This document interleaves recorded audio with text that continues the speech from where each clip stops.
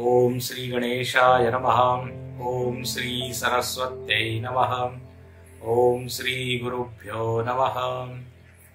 सदाशिवसमारम्भां शंकराचार्यमध्यमाम् अस्मदाचार्यपर्यन्तां वन्दे गुरुपरम्पराम्।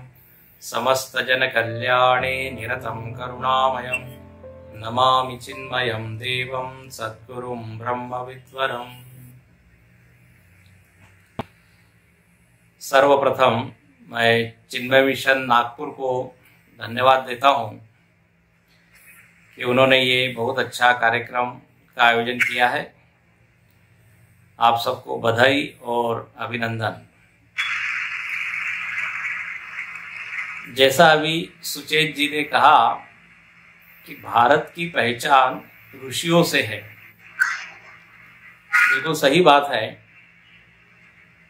प्रायः आपने एक वाक्य सुना होगा, भारत कृषि प्रधान देश है, ऐसा लोग बोलते हैं। तो मैं उसमें एक और वाक्य जोड़ देता हूं कि भारत ऋषि प्रधान देश भी है। केवल कृषि नहीं है, ऋषि भी। यदि हम अपने धर्म को देखें तो अपना जो धर्म है वेद पर आधारित है, और वेद के जितने भी मंत्र हैं वो सारे मंत्र ऋषियों के द्वारा ही अनुभव किए गए, देखे गए। इसलिए हमारा धर्म ऋषि प्रणीत है, और एक ऋषि नहीं है, कितने ऋषि हुए आज तक बताए नहीं जा सकते। ऋषि कहते उसको है जो मंत्र का अनुभव करे, मंत्र को देखे। ऋषयः मंत्र द्रष्टारः न तो मंत्र कर्तारः। जैसे विश्वामित्र ऋषि दृष्टा है गायत्री मंत्र के, ऐसे अनेक ऋषि हैं। बुध कौशिक ऋषि, वामदेव ऋषि, मंत्र इतने हैं, और उन हर मंत्रों के ऋषि आपको अलग अलग दिखाई देते हैं। ऋषि शब्द का अर्थ होता है संस्कृत में, ऋष धातु से बनता है। ऋष का अर्थ होता है जाना, जाना जो ज्ञान के अर्थ में आता है। तो ऋषति गच्छति संसार पारम, जो संसार से परे चले गए हैं, परे जाते हैं, संसार को पार कर जाते हैं, उनको कहते हैं ऋषि। तो ऐसे एक से एक बड़े ऋषि अपने यहाँ हुए हैं। अच्छा, कई बार आपने सुना होगा कोई ऋषि होते हैं, कोई मुनि होते हैं, है ना। ये ऋषि मुनि दोनों शब्द एक साथ लोग बोलते हैं। ऋषि, मुनि, साधु, संत, महात्मा, तपस्वी, ये सब लगभग एक जैसे ही है। मूल धातु की दृष्टि से देखा जाए तो उनमें थोड़ा थोड़ा फर्क हो जाता है, लेकिन जहां तक सबका स्वभाव है वो स्वभाव एक सा ही है। ऋषि भी ज्ञानी है, मुनि भी ज्ञानी है, लेकिन मुनि कहते हैं उसको जो मनन करे वो मुनि। हाँ, मौन रह के मनन करे वो मुनि। साधु किसको कहते हैं तो बोले जो पर कार्यम साधनोति इति साधु, जो दूसरे की मदद करे। जेका रंदले गांदले त्यासी म्हणे जो आपुले, तोची साधू ओळखावा, देव तेथेची जाणावा। मृदु सवाय नवनीत तैसे सज्जनांचे चित्त। तुकाराम महाराज ने बहुत अच्छा वर्णन किया साधु का। तुका म्हणे, तुकाराम महाराज कहते हैं कि तेथे भगवंताची मूर्ति, ये साधु मतलब भगवान की ही मूर्ति। तो साधु कहा जाए, संत कहा जाए। संत मतलब कौन? बोले जो सत से भरा हो वो संत है, जो शांत है वो संत है। ऐसे महात्मा, देखो सब ये पर्यायवाची शब्द है लगभग। महात्मा शब्द की व्याख्या शंकराचार्य जी करते हैं गीता में, गीता भाष्य में कहते हैं अक्षुद्र चित्ता, जिनका हृदय छोटा नहीं है, संकुचित नहीं है, जो उदार दिल वाले हैं, उदार चरिता नाम तू वसुधैव कुटुंबकम, हे विश्वची माजे घर, जिसका ऐसा स्वभाव है, बोले वो है महात्मा। महान आत्मा यस्य, आत्मा का अंतःकरण। तो ये सब शब्दों का प्रयोग हम लोग करते रहते हैं। ऋषि, मुनि, साधु, संत, महात्मा, इन सब में कॉमन एक चीज है कि सबके सब सिद्ध लोग, सबके सब लोग भगवान से जुड़े हुए हैं। सब लोग जो है सर्वभूत हिते रता है, ये सब कॉमन है, लेकिन उनकी रहनी अलग अलग है। कोई गुफा में है, कोई हिमालय में है, कोई समाज में है। तो ऐसे अपने इस ऋषि कल्चर जो है, ऋषि संस्कृति जो है, उसमें एक से एक दिव्य ऋषि हुए हैं, और उन्हीं में एक हुए हैं वशिष्ठ ऋषि। वशिष्ठ ऋषि कहते हैं ये ब्रह्मा जी के मानस पुत्र है, ब्रह्मा जी के पुत्र। और आपने सुना होगा सप्त ऋषि, सप्त ऋषियों में ये एक है। ऋषि भी अनेक प्रकार के हैं। देखिए, देवर्षि, जैसे देवर्षि नारद है, देवर्षि, राजर्षि, महर्षि, ब्रह्मर्षि, सप्तर्षि। तो इन सप्त ऋषियों में वशिष्ठ जी का स्थान है। 7 ऋषि जो कहे गए हैं, अत्रि, अगस्त्य, जमदग्नि, भारद्वाज, गौतम, विश्वामित्र जी और वशिष्ठ जी, मुझको लगता है 7 हो गए। अत्रि, जमदग्नि, गौतम, अगस्त्य, भारद्वाज, विश्वामित्र और वशिष्ठ जी। और एक और ऋषि है कश्यप ऋषि।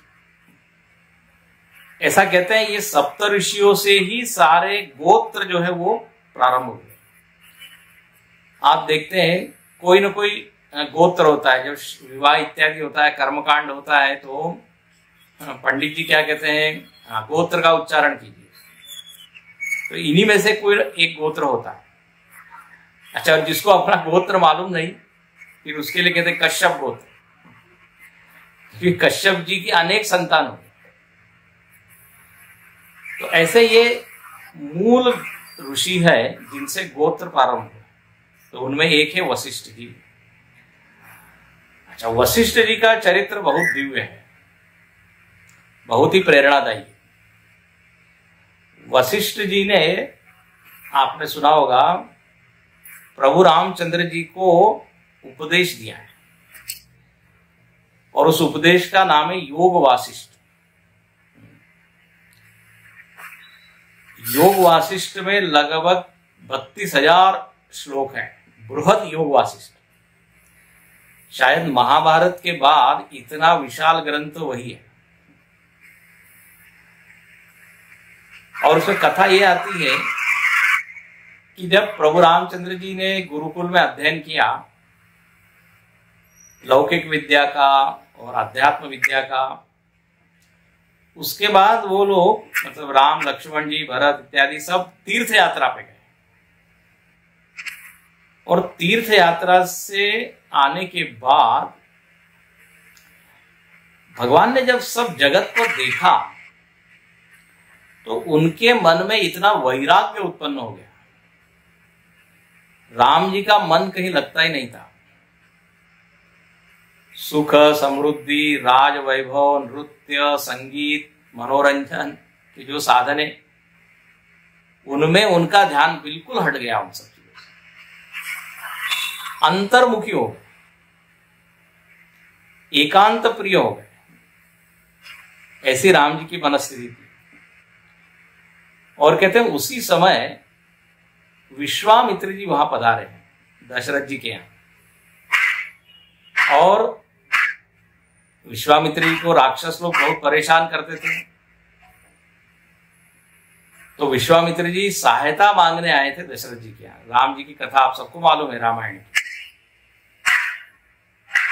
दशरथ जी ने कहा आपको जो चाहिए ले जाइए, हाथी, घोड़े, सेना, रथ। विश्वामित्र जी ने कहा कि महाराज इन सब चीजों से तो वो राक्षस मरेंगे नहीं, यदि वो मरेंगे तो केवल राम जी के हाथ से, तो आप हमको राम जी को दीजिए। अब दशरथ जी को तो झटका ही लगा, एकदम शॉक लगा। बोले क्या, राम जी को तुम ले जा रहे हो, मतलब तुम मेरे प्राणों को ले जा रहे हो। राम तो मेरे प्राण हैं, राम देत नहीं बनत गोसाई। राम जी तो मेरे से नहीं दिए जा सकते, मैं राम जी को नहीं दे सकता, उनका दर्शन करके तो मैं जी रहा हूं। बड़े वो व्याकुल हो गए, बोले ये आपने क्या मांग लिया।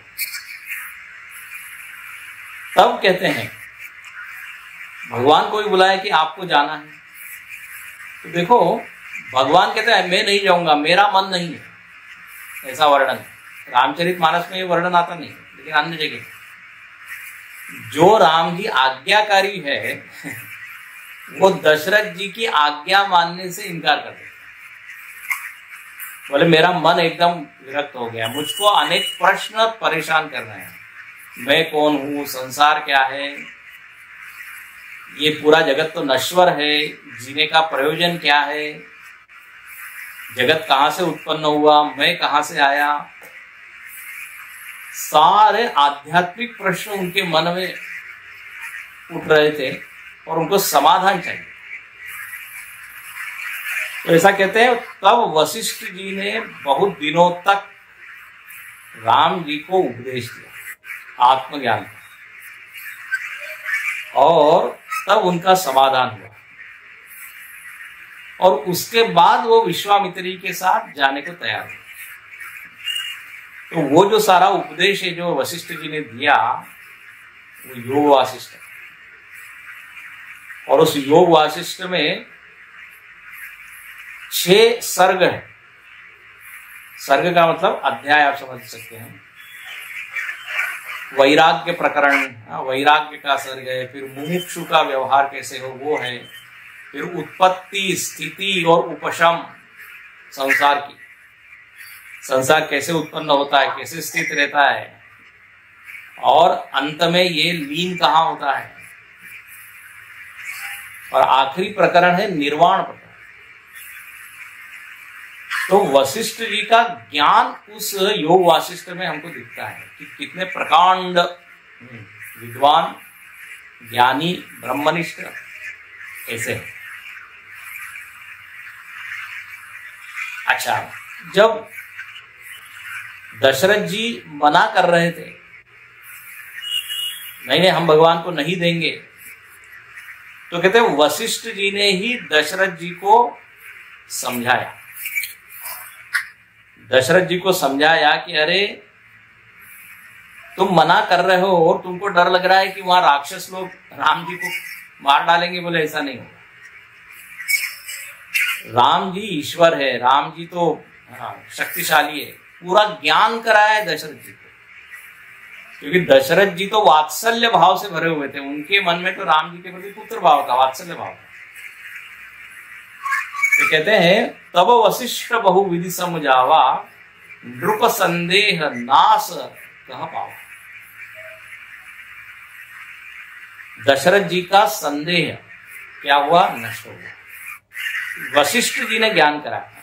अच्छा, वशिष्ठ जी ने बहुत अच्छी बात कही दशरथ जी को। बोले देखो ये आपको जो चारों पुत्र प्राप्त हुए हैं, ये कैसे मिले हैं, यज्ञ से।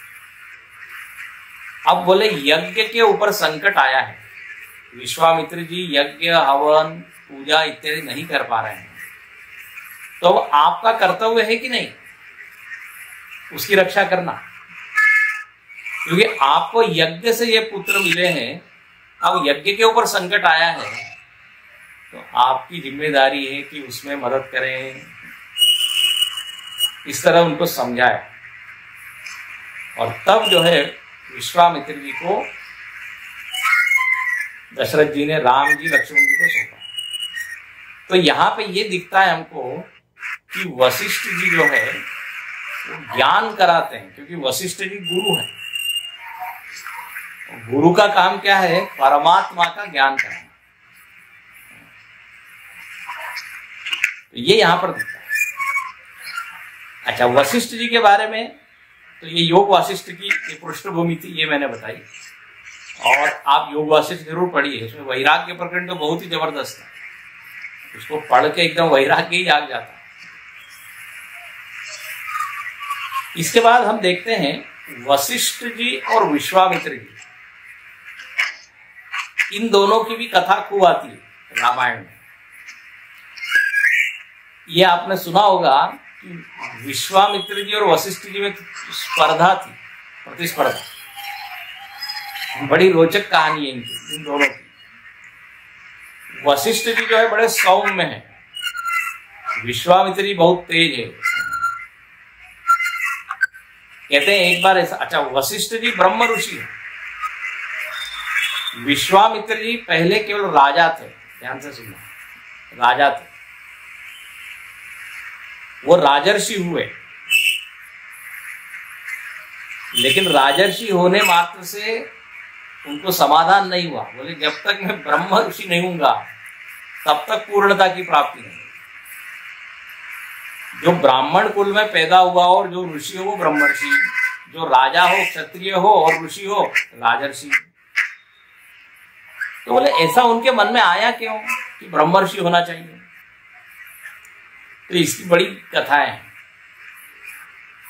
आप यदि वाल्मीकि रामायण पढ़ें तो वाल्मीकि रामायण में 10-12 लगभग 12 अध्यायों में, उसको सर्ग कहते हैं, उसमें विश्वामित्र जी की कथा है, विश्वामित्र जी और वशिष्ठ जी की है। बहुत मजेदार कथा।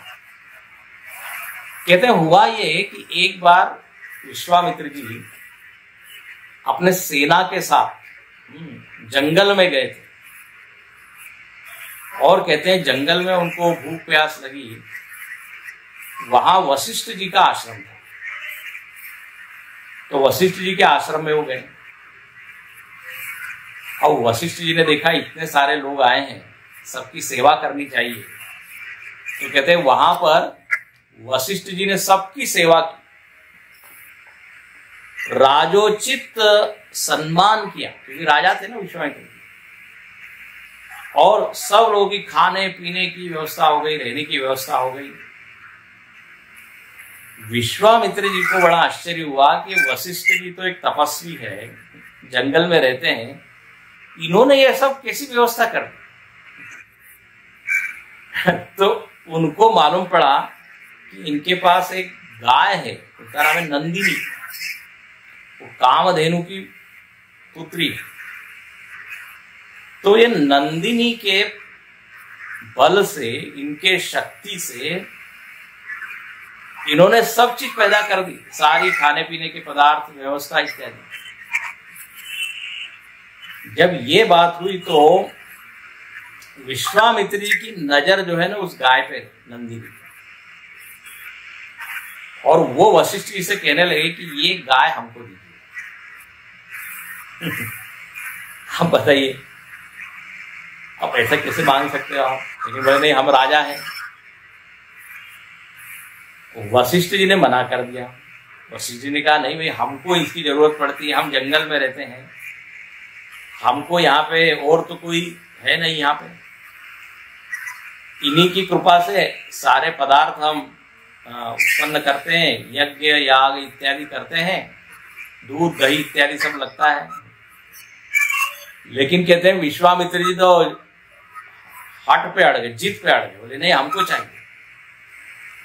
और इतने नाराज हो गए, उस सारी जो सेना थी उनके पास, बोले हम आक्रमण करके उसको हड़प छीन के ले जाएंगे। जब ऐसा हुआ तो कहते हैं नंदिनी ने इतनी सेना उत्पन्न कर दी और वो सारे विश्वामित्र की जो सेना थी उसको मार दिया। उसके बाद फिर से उन्होंने आक्रमण किया। तो ब्रह्मर्षि जो वशिष्ठ जी थे, उन्होंने अपना दंड वहां रख दिया, दंड, ब्रह्मदंड उसको। विश्वामित्र जी ने अनेक अस्त्र शस्त्र लगाए, मतलब मारे, लेकिन वो सारे निस्तेज हो गए। वो ब्रह्मदंड में इतनी शक्ति थी कि इनकी सारी शक्ति फेल हो गई, असफल। उनको बहुत ग्लानि हुई, बड़ा अपमान का अनुभव हुआ। बोले देखो ये ब्रह्मर्षि है, मेरे पास वो शक्ति नहीं है, मुझको भी ब्रह्मर्षि बनना चाहिए। ऐसा उनके मन में क्या संकल्प आया, वो बोलने लगे दिग्बलम क्षत्रिय बलम ब्रह्म तेजो बलम बलम। वाल्मीकि रामायण में एक श्लोक है, वो कहने लगे क्षत्रिय बल को तो धिक्कार है, क्षत्रिय बल को धिक्कार है, ब्रह्म तेज आना चाहिए। हाँ, ब्रह्मर्षि ब्राह्मण बन के मेरे को ऋषित्व प्राप्त करना चाहिए, तभी मैं पूर्ण हूं। और कहते उन्होंने बड़ी तपस्या की।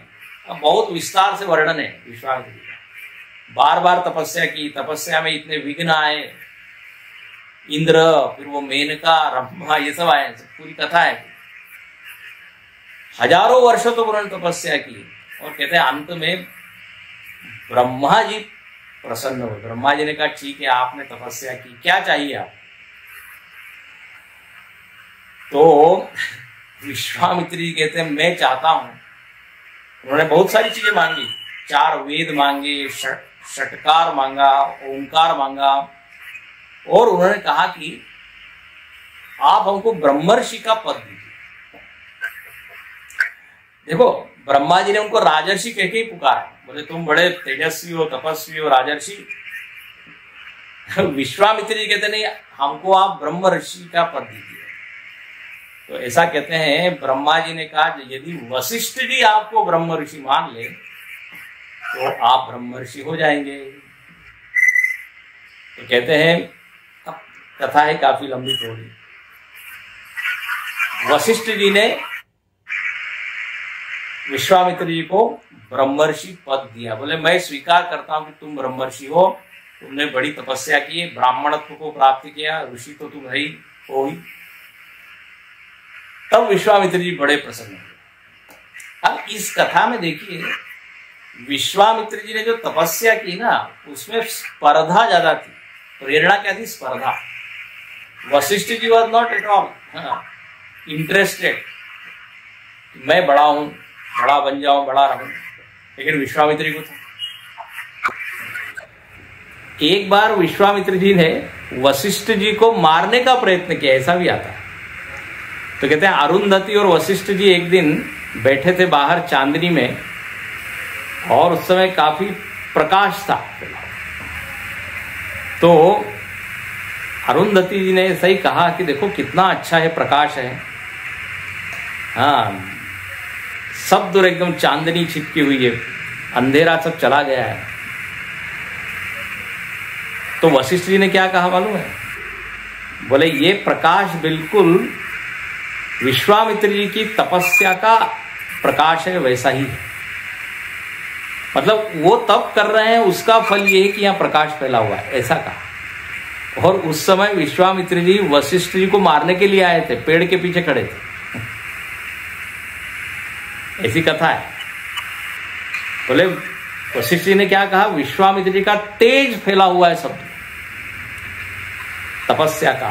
विश्वामित्र जी ने जब ये सुना तो एकदम वो तो क्या कहते हैं, पश्चाताप करने लगे। बोले मैंने क्या सोचा, वशिष्ठ जी के मन में मेरे प्रति कितना प्रेम भाव है, कोई द्वेष नहीं।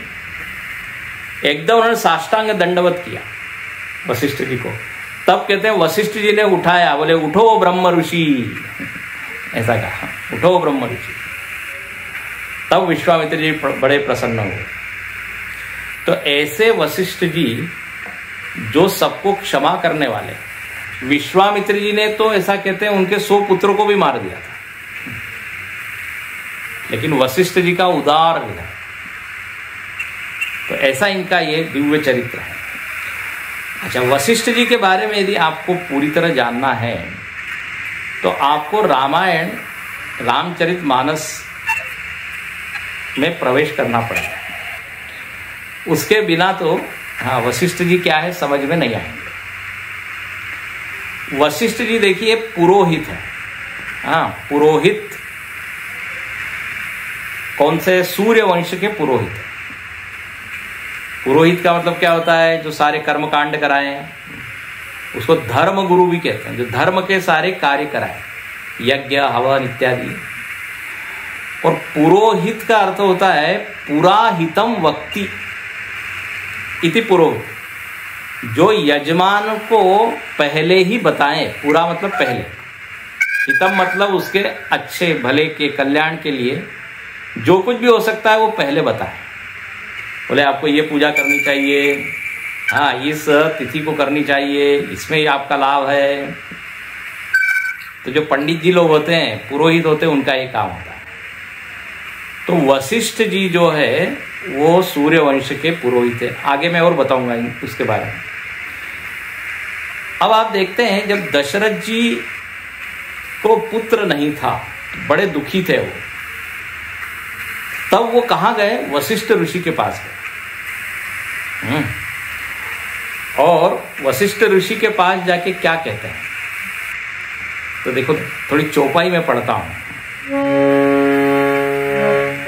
गुरु ग्रह गयउ तुरत महिपाला, शरण लागी कहीं विनय विशाला, निज दुख सुख सब गुरई सुनाई, कही वशिष्ठ बहुविधि समुझायो, धरहु धीर होई सुतचारी, त्रिभुवन विदित भगत भयहारी, शृंगी ऋषि वशिष्ठ बोलावा, पुत्र काम शुभ यज्ञ करावा।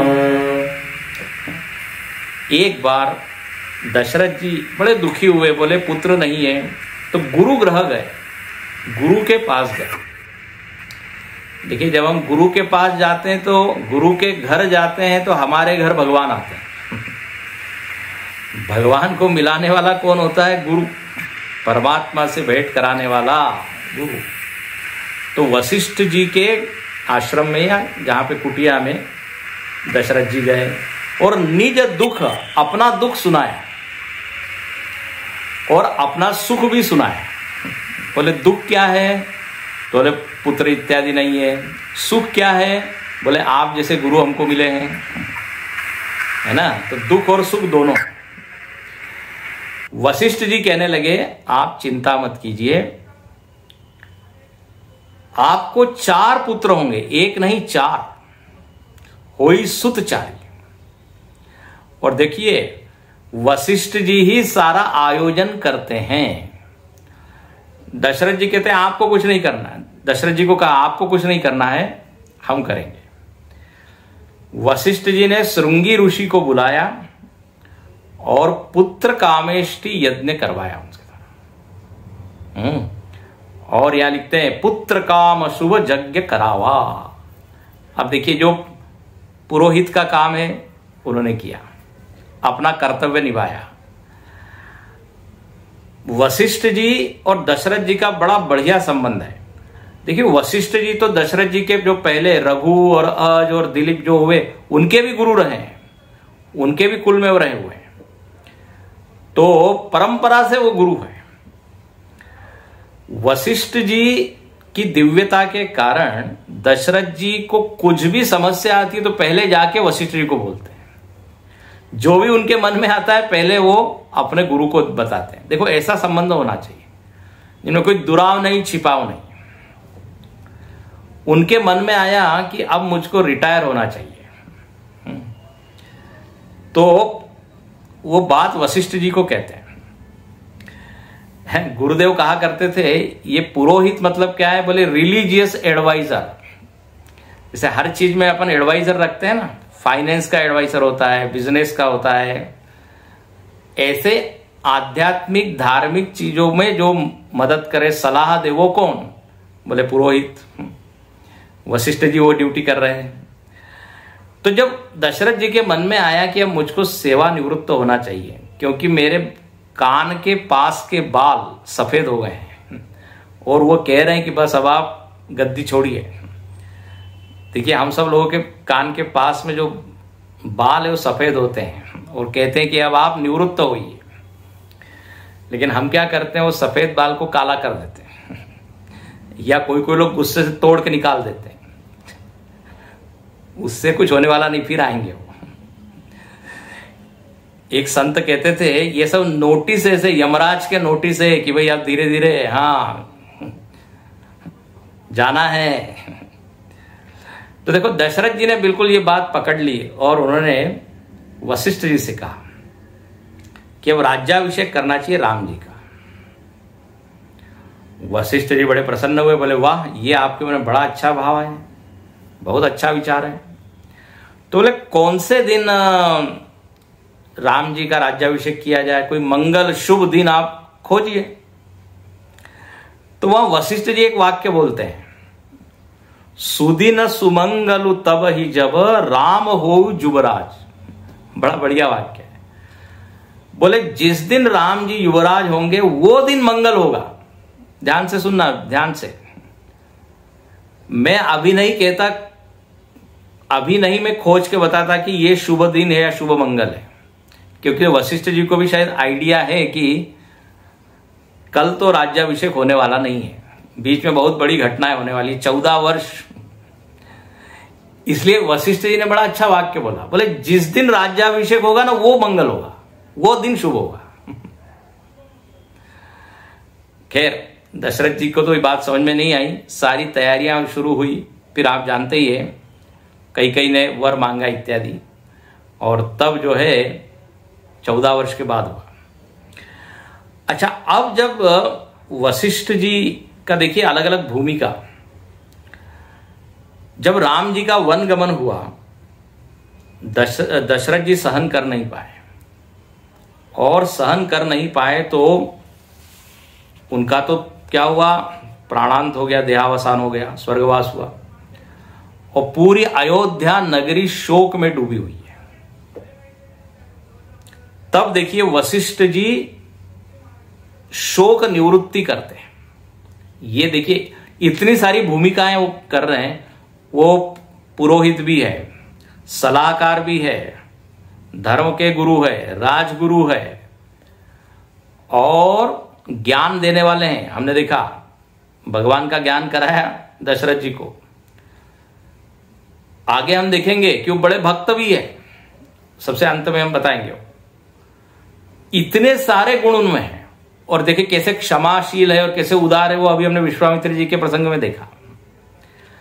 अब यहां पे प्रसंग आता है कि जब अयोध्या नगरी शोक में डूबी है, तब वशिष्ठ जी क्या कहते हैं, विशेष रूप से भरत जी को। वो कहते हैं, सुनहु भरत भावी प्रबल बिलखि कहो मुनिनाथ। वशिष्ठ जी मुनिनाथ, श्रेष्ठ मुनि है। वो भरत जी को कहते हैं, भरत तुम दुखी मत हो, तुम दोष मत दो। देखो भरत जी कैकेयी को दोष दे रहे हैं, मंथरा को दोष दे रहे हैं, कोई सरस्वती को दोष दे रहे हैं, कोई ब्रह्मा जी को दोष दे रहे हैं। वशिष्ठ जी एक ऐसे ज्ञानी हैं जो किसी को दोष नहीं देते। वो क्या कहते हैं, कहते हैं 6 चीजें जीवन में ऐसी है जो विधाता के हाथ में है। Don't blame anybody. आपके कर्मों का फल है 6 चीजें। बड़ा अच्छा वो दोहा है 171वां। सुनहु भरत भावी प्रबल बिलखि कहो मुनिनाथ, हानि लाभ जीवन मरनु जस अपजसु विधि हाथ। कहते हैं सुनो भरत, भरत सुनो, भावी प्रबल, अभी जो भावी है ना, भावी मतलब भविष्य में जो होने वाली जो चीजें हैं वो बहुत प्रबल है, आपके और हमारे हाथ में नहीं है। विशेष रूप से 6 चीजें। हानि लाभ, देखो हानि लाभ होते रहता है ना मार्केट में कब हानि हो जाए कोई मालूम नहीं।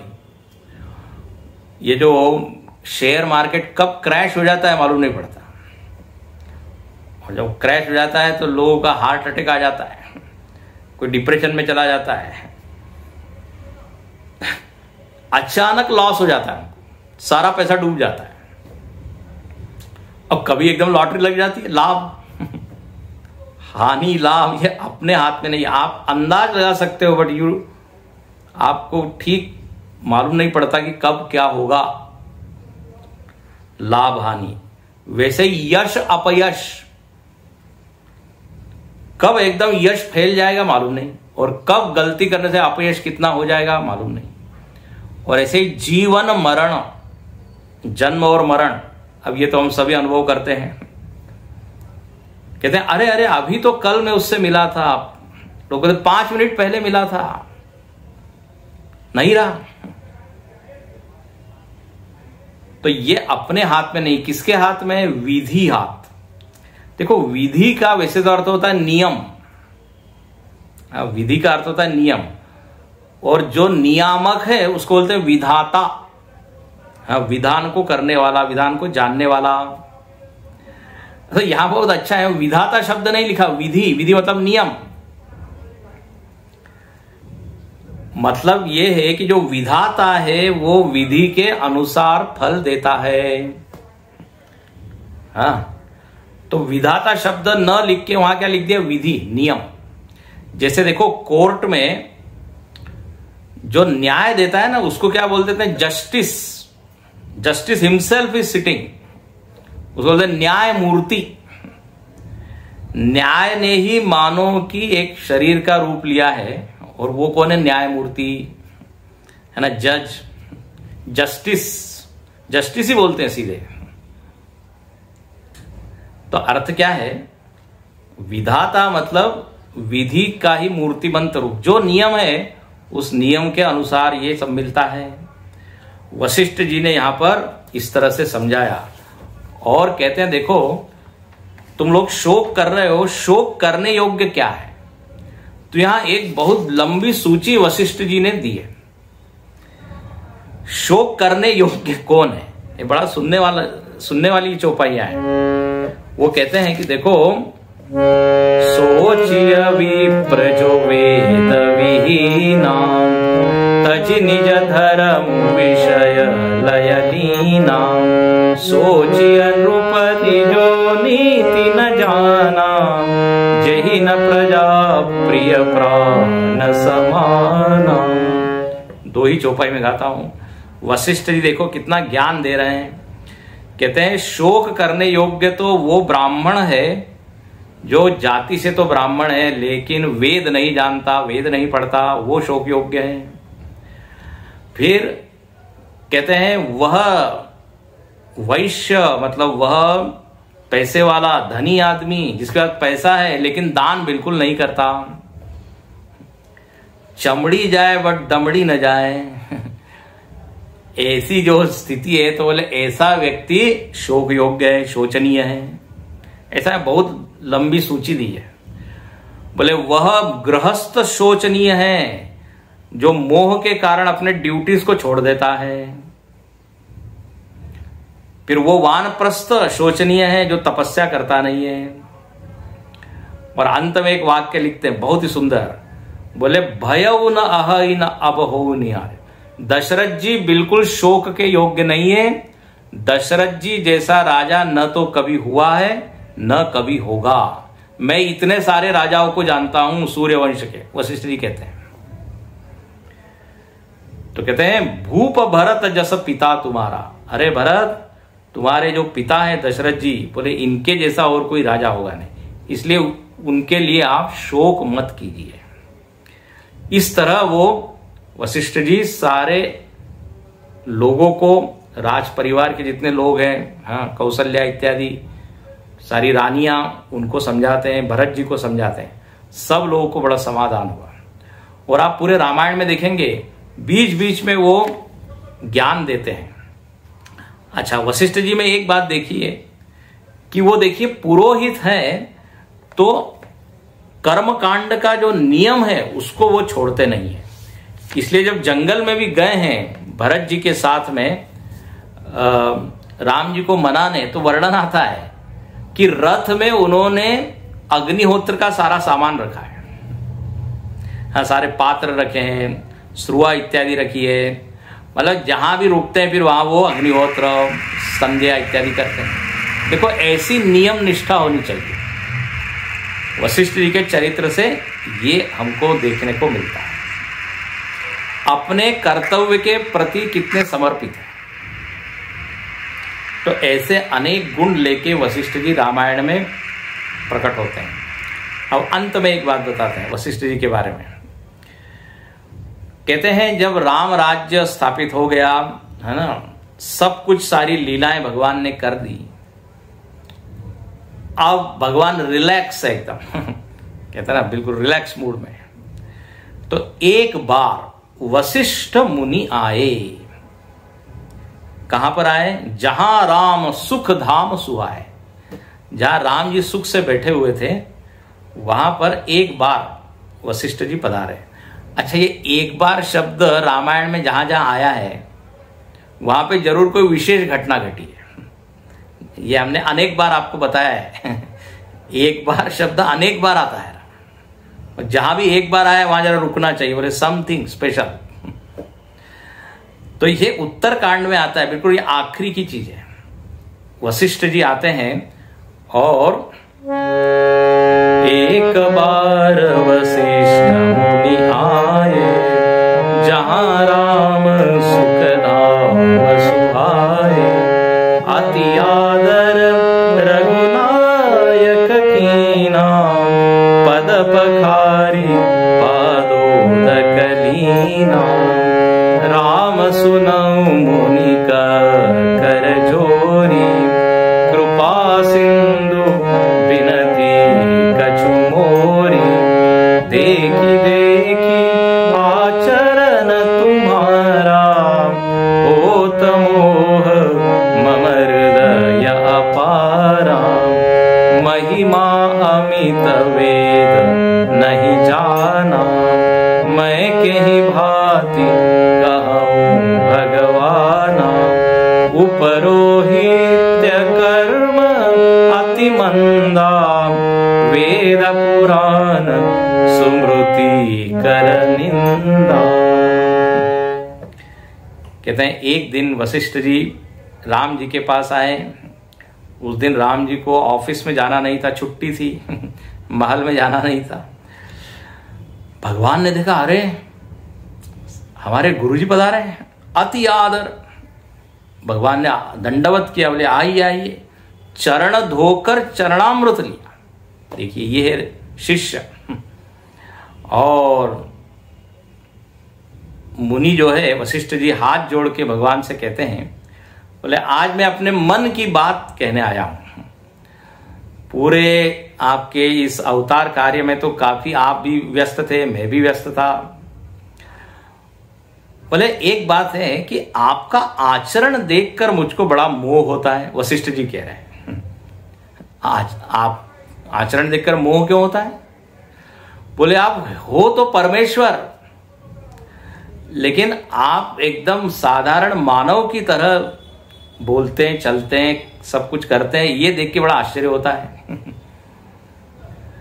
ऐसा होता है कोई बड़ा व्यक्ति हो और एकदम अपने जैसा व्यवहार करे तो लोग कहते हैं अरे आश्चर्य, ये भी ये करते हैं।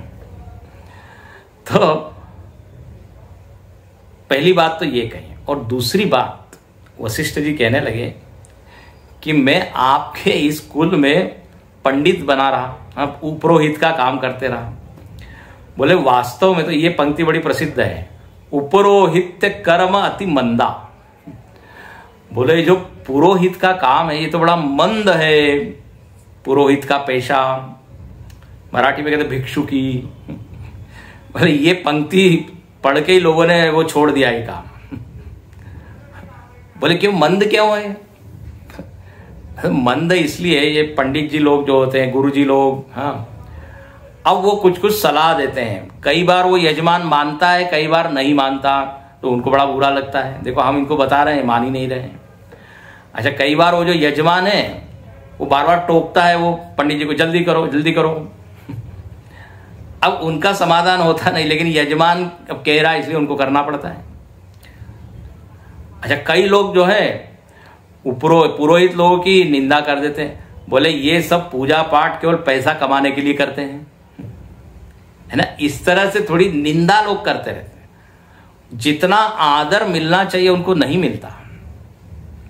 और इसी कारण आप देखते हैं धीरे धीरे लोग जो है पीढ़ी से जो मतलब पूर्व परंपरा से उनके घर में होता था वो छोड़ रहे हैं। बोले इसमें कोई आदर है ना कुछ है। लोग कहते हैं आइए पंडित जी जल्दी कीजिए। तो यहां पे वशिष्ठ जी कह रहे हैं कि ये तो बड़ा ऐसा काम है, लेकिन बात ऐसी हुई, ब्रह्मा जी ने ये हमको काम सौंपा था। ध्यान से सुनना, ब्रह्मा जी ने कहा था जब भगवान राम जी के रूप में अवतरित होंगे तो आपको ये कार्य करना है, और उनके पहले भी दशरथ जी के और दशरथ जी के पिता, उनके लिए भी ये काम आपको करना है। अब वशिष्ठ जी कहते हैं हमने तो मना किया, नहीं हम नहीं करेंगे, लेकिन ब्रह्मा जी कहते हैं अरे तुम धीरज धर के करते रहो, स्वयं भगवान जब आएंगे इस कुल में तो तुमको नित्य 24 घंटे भगवान का दर्शन होगा और उनकी सेवा करने का मौका मिलेगा, इसलिए तुम ये कार्य करो। तो यह स्वयं लिखते हैं कि जब न लेऊ मैं तब विधि मोही, कहा लाभ आगे सुत तो ही। ब्रह्मा जी कहते हैं वशिष्ठ जी से, अरे पुत्र वशिष्ठ मना मत करो, जब स्वयं भगवान आएंगे तो तुमको बहुत बड़ा लाभ होगा। परमात्मा ब्रह्म नर रूपा होई रघुकुल भूषण भूषण। वशिष्ठ जी कहते हैं बस यही मान के मैंने ये कार्य किया। और इतना भाव विभोर होके वशिष्ठ जी कहते हैं कि बोले व्यक्ति कुछ भी करे अंत में आपके चरणों में भक्ति होनी चाहिए। जप तप नियम जोग निज धर्मा, जप तप कर्मकांड जो भी कुछ कर रहा है, सब साधन कर फल यह सुंदर, तव पद पंकज प्रीति निरंतर। आपके चरणों में निरंतर प्रीति बनी रहे, उसी के लिए जप तप है। भागवत जी में वर्णन आता है, न उत्पादयेद यदि रतिम श्रम एव ही केवलम। बोले आप कर्म का फल किसको मानना चाहिए? आपको कर्म का फल होना चाहिए भक्ति। हम लोग काम करते हैं किसी वस्तु की प्राप्ति के लिए, लेकिन भागवत जी क्या कहते हैं, कर्म करने के बाद यदि भगवान की भक्ति नहीं बढ़ती तो वो केवल श्रम है, जस्ट लेबर, मियर लेबर। इसलिए कर्म का प्रयोजन भगवान की ओर 2 कदम आगे बढ़ना। बस ये काम कर दिया, ये पैसा मिल गया, ये फल मिल गया, इतने के लिए कर्म मत करो। उस काम के बाद मन में कुछ भक्ति जागी कि नहीं। सब कर फल यह मांगऊ, बोले सबका फल यही है कि राम चरण रति होई। वशिष्ठ जी कहते हैं कि बोले मैं भी ये सब करते रहा और कोई प्रयोजन नहीं था, मतलब आपकी भक्ति के लिए ये मैं करते रहा। और कहते हैं वही सर्वज्ञ है, वही तत्वज्ञ है, वही पंडित है जो आपके चरणों में प्रेम करता। और वशिष्ठ जी ऐसा कहते कहते भाव विभोर हो गए और वो कहते हैं, नाथ एक वर मांगहु राम कृपा करि देहु, जन्म जन्म प्रभु पद कमल कबहु घटे जनि नेहु। भगवान मैं आपसे यही मांगता हूं कि बार बार आपके चरणों में प्रेम बढ़े, आपकी कृपा दृष्टि हम पर सतत बने रहे और कभी भी ये मेरा प्रेम घटे ना। गुरु जी अच्छा कहते हैं, हम लोगों की जो भक्ति है वो भागती है, भगति भागती है। एक दिन बढ़ती है, दूसरे दिन कम होती है, फिर बढ़ती है, कम होती है, इच्छा पूरी हो जाती है, बढ़ जाती है। लोगों को भक्ति का अटैक आता है या भक्ति का फीवर आता है, यहाँ वशिष्ठ जी मांगते हैं, बोले बस निरंतर प्रतिक्षणम वर्धमानम, जो कहा है ना नारद भक्ति सूत्र में, बस वही मैं मांगता हूं। भगवान कहते हैं बिल्कुल ऐसा ही हो, और कहते हैं उसके बाद वशिष्ठ जी पुनः ब्रह्मलोक में चले गए। जिस कार्य के लिए उन्होंने अवतार लिया था, जिस कार्य के लिए वो आए थे, वो कार्य पूरा हुआ, और फिर वो ब्रह्मलोक में वापस पुनः गए। इस तरह ये वशिष्ठ जी का पूरा वर्णन रामायण में है। हमने तो केवल स्पर्श किया, आप यदि और विस्तार से देखना चाहें तो आपको जरूर दिखाई देगा कि वशिष्ठ जी क्षमाशील है, उदार है। देखो यहाँ भक्ति उनकी प्रकट हुई, अलग अलग प्रसंग में उनके अलग अलग गुण प्रकट होते हैं। कहीं वो ज्ञानी है, कहीं वो कर्मकांडी है, कहीं वो सलाहकार है। तो ऐसे ब्रह्मर्षि वशिष्ठ जी को हम प्रणाम करते हैं, और जो थोड़ा बहुत हम लोगों ने चिंतन किया उसको हम यहाँ पर अब पूर्ण करते हैं। हरि ओम।